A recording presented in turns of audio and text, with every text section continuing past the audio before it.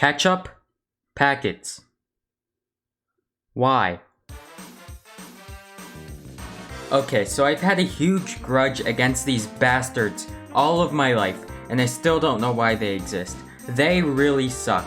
There is just not enough ketchup in each packet. You end up needing to squeeze about 70 every time you want an adequate amount of ketchup to eat. It's just so inconvenient, and for some reason there always seems to be ketchup that gets caught on or in the packet, which just makes it harder to use without wiggling it around like a depressed helicopter propeller, which can get sauce everywhere, or having to use your fingers, getting them covered in ketchup and just making a mess. What really pisses me off is that there is a much better alternative. Why isn't this godly container used more? What the fuck? At McDonald's?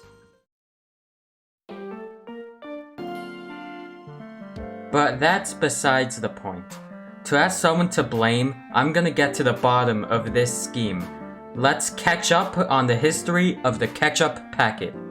The first plastic was invented in 1862 by Alexander Parkes, but it wasn't until the early 1900s when a time period known as the plastic packaging revolution began. Plastic became extremely popular, soon becoming the lead material in food packaging due to it being very efficient at containing liquids, as it is extremely waterproof and could also be sealed airtight fairly easily. Also, it's cheap to ship, so more money. So let's skip forward a bit to 1955. People still love plastic and all is well, but that changed when two unknowing people had an idea that would shape the future in a horrible, disgusting way. Kaplan, Yale, and Harold M. Ross invented the first form of condiment-containing packets. This would be later adapted into the horrible, disgusting, I already used those two adjectives, packets we see today and used by big companies such as Heinz.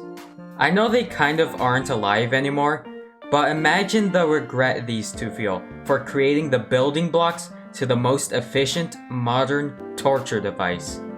From this little bit of research I did, I found out that both modern squeezable ketchup bottles and the legendary peelable containers that you see at Chick-fil-A are products branching off from the disgusting, primitive packet design, both of which solve every problem I've complained about with the ketchup.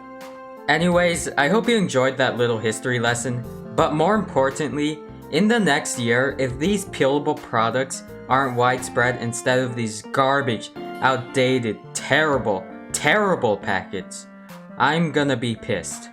This is the most important problem of 2021, and I hope it's accounted for soon. But for now, let's prepare to storm Heinz for continuing to mass produce these things, staying genutive, and finally, subscribe so my sub count can go catch up instead of catch down.